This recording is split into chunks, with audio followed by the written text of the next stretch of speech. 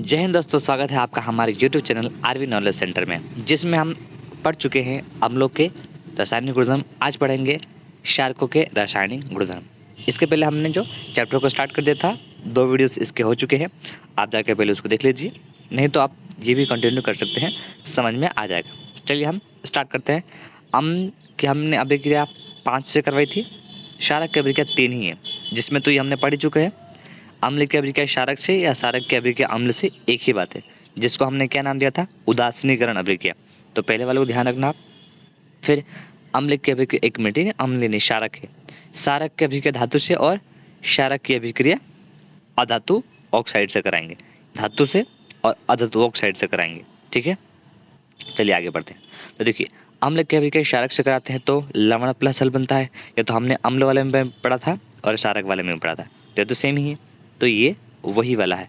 क्षारक क्या हो गया, NaOH। मैंने क्या कहा था, जिसके पीछे भी OH आ रहा वो क्षारक है, इसके पीछे भी OH आ रहा मतलब ये क्षारक है, और जिसमें भी H आ रहा वो अम्ल है, इसमें भी H आ रहा है मतलब ये अम्ल है। हाँ, सिर्फ H+।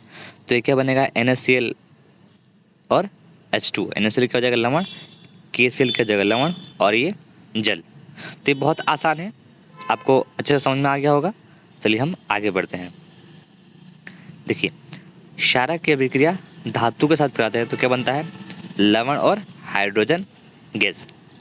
ये वही चीज़ है। देखो, क्षारक में क्या होता है, OH- होता है, मतलब H तो होता है, तो यहाँ से जो H है वो हाइड्रोजन गैस बन जाती है। समझ में आया? तो देखो, यहाँ से जो H है वो क्या निकल गई, यहाँ से निकल के हाइड्रोजन गैस बन गई। उसके अलावा ये जो चीज़ है ये जुड़ के लवण बन गया, है ना, ये और ये आपस में जुड़ के लवण बन गया। तो ये बहुत आसान है। सोडियम हाइड्रोक्साइड जिंक है, और ये Na2ZnO2 लवण और H2 गैस। बहुत आसान है ना। आपको ये चीज़ ध्यान रखनी है कि क्षारक धातु लवण प्लस हाइड्रोजन गैस बनती है। ठीक है, बहुत आसान टॉपिक है। आगे बढ़ते हैं। आपको ये नोट्स बनाते हुए लिखना है और बार बार रिवाइज करना है, याद हो जाएगा।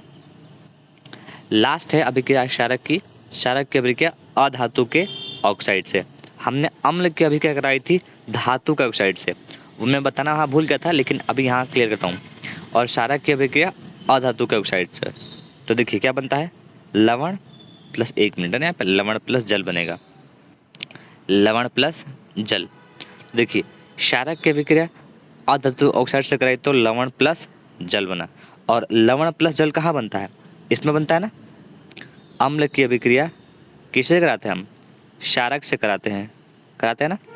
अम्ल की अभिक्रिया क्षारक से कराते हैं तो क्या बनता है, लवण प्लस जल, लवण प्लस, एक मिनट है ना, मेरे को लवण लिखना था,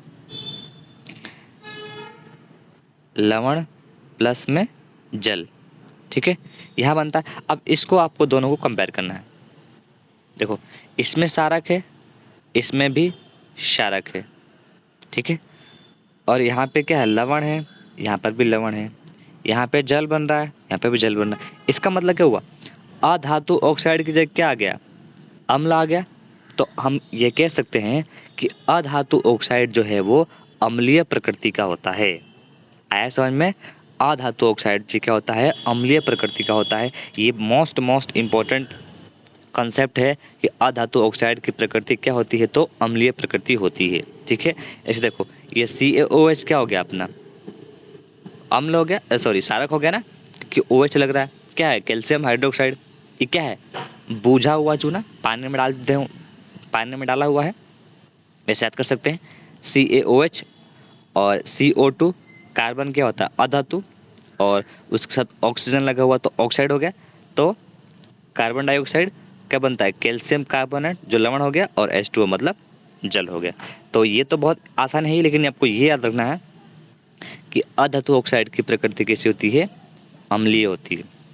वैसे जब हमने पढ़ा था क्षारक, सॉरी, अम्ल में, तो अम्ल की अभिक्रिया किससे कराई थी, मैं लिख देता हूँ। अम्ल की अभिक्रिया हमने कराई थी अम्ल प्लस धातु ऑक्साइड। यहाँ पे क्या अधातु, वहाँ पे क्या था, धातु ऑक्साइड, और वही बना था लवण प्लस, ये लवण बना था और जल बना था। तो अम्ल की जगह तो अम्ल आ ही गया, तो क्षारक की जगह क्या है, धातु ऑक्साइड। तो धातु ऑक्साइड की प्रकृति क्षारीय होती है और अधातु ऑक्साइड की प्रकृति अम्लीय होती है। ये चीज़ आपको ध्यान रखना है, ये मोस्ट इम्पोर्टेंट कंसेप्ट है, आपको इसको लिख के आप रिवाइज करोगे तो काफ़ी आसान लगेगा। ठीक है, ये सारे आपने हो गए अम्ल और क्षारकों के रासायनिक गुणधर्म, हमने इसकी अभिक्रिया करवा ली। एक और बचता है जल के साथ। तो आइए, जलीय विलयन में अम्ल या क्षार, कि भाई इसको जल में डालेंगे तो क्या होगा। तो हमने शुरू में ही पढ़ लिया था कि जब हम अम्ल को जल में डालते हैं तो H+ आयन देता है। ठीक है, देखो ये HCl है, अम्ल है, और जब इसको जल में डालेंगे तो क्या हुआ है, HNO3 और Cl। देखो HNO3 ना होकर इसको मैं H+ बोलूंगा, H+ एक्वस, एक्वस मतलब जल के अंदर, जलीय। तो H+ आयन देता है। लेकिन जो है H+ आयन को हम किस तरह से बता सकते हैं, देखो ये H+ आयन बना, ये H+ आयन बना। अभी H+ आयन, क्योंकि H+ आयन बना किसमें, जल में बना ना, तो ये जल के अणु के साथ H3O+ बना के और रह जाता है। देखो नीचे देखो, हाइड्रोजन आयन स्वतंत्र रूप में नहीं रह सकते हैं। समझ में आया? स्वतंत्र रूप में मतलब ऐसे H+ आयन में स्वतंत्र नहीं रह सकते हैं, ऐसे रह सकते हैं, लेकिन ये जल में अणुओं के साथ मिलकर रह सकते हैं। इसलिए जल आयनों को सदैव H+ एक्वस लिखना जरूरी है। हमेशा जो है कोई भी, मैंने कहा ना अम्ल क्या हुआ, ये अम्ल H+ देगा, तो ये H+ ऐसे नहीं रहेगा, या तो ये जल में रहेगा तो एक्वस लिखो, और अगर आप एक्वस नहीं लिख पा रहे हो तो इसे हाइड्रोनियम आयन H3O+ से दर्शाना चाहिए। मतलब ऑक्सीजन जो है एक, सॉरी हाइड्रोजन एक जुड़ गया तो H2O की जगह H3O, और प्लस की जगह जो है ये वाला प्लस आ जाता है। तो आई होप आपको समझ में आएगा कि भाई हाइड्रोजन क्या होता है, इस तरह से होता है H+ आयन, जो अम्लों को घोलने पर मिलता है जल में। लेकिन ये जो है H+ जो है ऐसा नहीं होता है, तो इसको हमने यहाँ पे AQ लिख दिया, मतलब इसका मतलब ये जलीय विलयन है, H+ का जलीय है। ठीक है, जलीय हो गया। अगर आप ऐसा नहीं लिख पा रहे हो तो ये H+ आयन जो है ना, क्या करता है, जल के साथ अभिक्रिया कर लेता है, जल के साथ अभिक्रिया करके, मतलब जुड़ करके, अभिक्रिया तो नहीं करता है, जुड़ करके H3O+, तो इसको हाइड्रोनियम आयन, तो हमको या तो ऐसे बताना है नहीं तो ऐसे बताना है। H+ को हमेशा सिर्फ H और प्लस ऐसे नहीं बताना है, यही चीज यहाँ बता रखी है यहाँ पे। समझ में आया? तो आपको ध्यान रखना है, जलीय विलयन में अम्ल जो है वो H+ आयन देता है। अब क्षारक की बात करते हैं भैया। देखिए ये सब क्षारक है, इसके पीछे OH लगा हुआ है, इसके पीछे भी OH और इसके पीछे भी OH। इसको हमने सबको जल से अभिक्रिया करवाई। ठीक है, तो क्या हुआ यहाँ पे OH एक्वस और OH एक्वस। ठीक है, मतलब ये जल में मिले हुए। बाकी ये सोडियम है, तो सोडियम के जो अणु हैं ये इस तरह से, सॉरी परमाणु हैं, वो इस तरह से जो है मतलब उसमें घुल जाते हैं आयनों के रूप में। ठीक है, ये टूट जाते हैं। तो मतलब आपको ध्यान तो रखना कि OH- जो है वो क्षारक जल में देते हैं, और H+ जो है वो अम्ल देते हैं जल के अंदर। ये चीज़ आपको ध्यान रखनी है। अब ये तो है कुछ मोस्ट इम्पोर्टेंट कंसेप्ट, तो जिसमें से आप कुछ चीज़ पढ़ भी चुके हैं। देखो सभी क्षारक जो है जल में घुलनशील है ना, घुलनशील नहीं होते हैं। ठीक है, हमने क्या कहा, हमने आपको बोला ना, sodium hydroxide, potassium hydroxide, magnesium hydroxide, ये क्या है, क्षारक है, इसको जल में घोल दिया। लेकिन सभी के सभी, इसके अलावा और भी तो होंगे क्षारक, वो सभी जल में घुलनशील नहीं होते हैं। और जल में घुलनशील क्षारक को क्षार कहते हैं।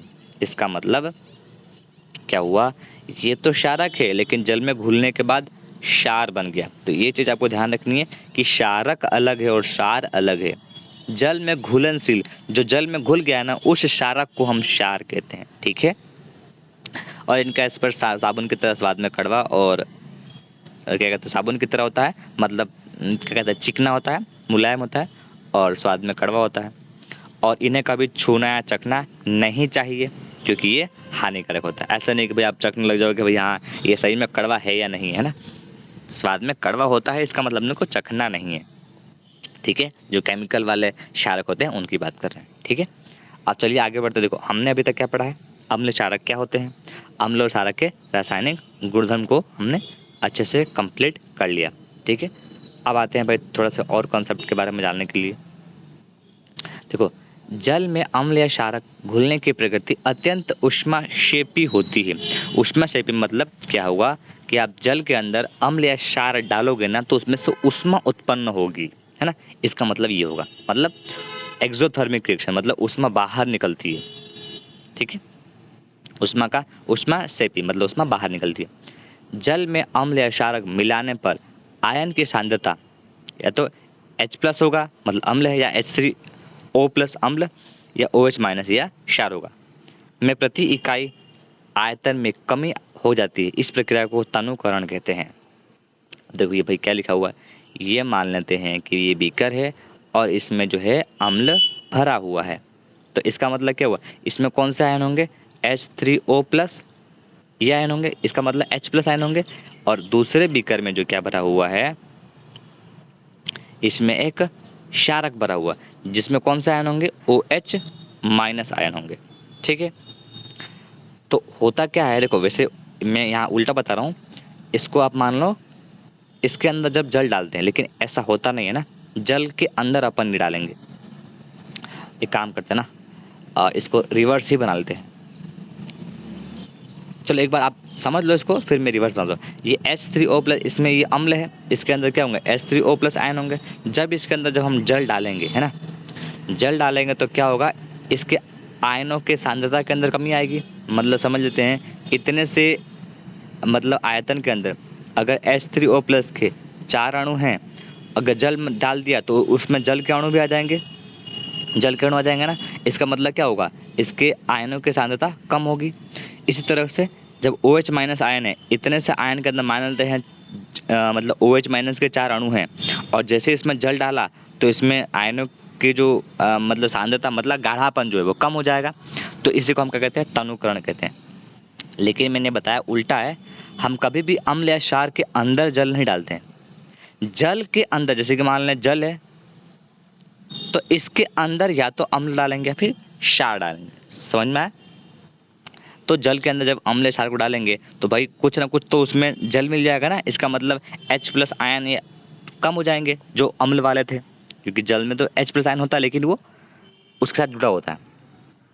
देखो, अम्ल और कोषदेव धीरे धीरे तथा लगातार जल को हिलाते हुए मिलाना चाहिए। ये जो हम आप एक्सपेरिमेंट करते हो ना, ये वहाँ की बात है। जैसे कि मान लेते हैं कि भाई इस किसी बीकर में जल रखा हुआ है, इसमें आप अम्ल डाल रहे हो या फिर क्षारक डाल रहे हो, तो हमको क्या करना चाहिए, इस गिलास को हिलाते रहना चाहिए ताकि वो गर्म ना होने पड़ा ना, कि उसमें शेपी होती है, और धीरे धीरे डालना चाहिए अम्ल को, बहुत बारीक बारीक से बूंद बूंद करके। एक बार आपने डाल दिया तो वो ब्लास्ट हो जाएगा, है ना, तो ऐसा नहीं करना चाहिए। तो इसलिए मैंने कहा कि हम अम्ल या क्षारक के अंदर जल नहीं डालते हैं, जल के अंदर अम्ल या क्षारक डालते हैं। ठीक है, तो वो क्या होंगे, आयनों की सांद्रता में कमी होगी, और उस कमी को ही तनुकरण कहते हैं। मतलब उसको तनु कर दिया, पतला कर दिया कहने का मतलब। ठीक है, और सांद्र का मतलब गाढ़ा, और तनुकरण का मतलब पतला करना उस अम्ल या क्षारक के गाढ़ापन को। ठीक है, बहुत आसान भाषा में बता दिया कि तनुकरण क्या होता है।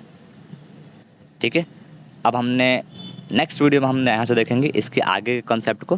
तब तक आप यहाँ तक जो है अच्छे से रिवाइज करो, बहुत इजी कॉन्सेप्ट है। अम्ल या क्षारक के जो हमने अभी क्या करवाई है, और ये लास्ट वाला जो कॉन्सेप्ट था कि भाई ये उसमें से भी तनुकरण क्या होता है, इसको आप अच्छे से रिवाइज करो। मिलेंगे नेक्स्ट वीडियो में नेक्स्ट कॉन्सेप्ट के साथ। तब तक आज आप इस वीडियो को शेयर कर सकते हैं, चैनल को लाइक कर सकते हैं, सब्सक्राइब कर सकते हैं, और अपने दोस्तों के साथ शेयर करते हैं। जय हिंद।